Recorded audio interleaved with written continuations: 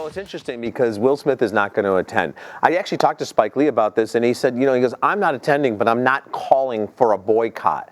And a lot of people have even said that Chris Rock should step down and not be the host. I think that's crazy. I think the best way for Chris Rock, who's one of the greatest social commentators of our time, to talk about this issue is to walk on the stage at the Oscars and talk about it, because he's going to. So why would he step down and say, I'm boycotting the Oscars? How about Chris Rock? He'll talk about the elephant in the room.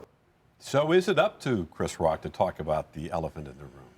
Well, I don't know if I would choose Chris Rock as the official spokesman for diversity, but, when the problem is 94% of that body is white, and so you get the average age is 63, 64 years old, and most of them are men. And so, you're going to have this type of voting situation happen. So what would you expect? You would expect them to diversify this, moving forward. Last year we didn't have any diversity. This year we didn't have any diversity. And it looks like 2017 will be no different. So you have to address some of the systemic issues within that body itself. And I don't think Chris Rock is the one to do it. The Academy is now saying that it's going to double the number of ethnic minorities and women by 2020. So do you think that some of this... So from 1 to 2? Did this publicity pay off, Mary? This is such a reoccurring story. I've written about this several times in the past. We always get these years where there are no blacks being nominated and everybody gets upset, and then they make some correction. I think the problem here is that it happened last year and it didn't get any better this year, and now people are outraged. But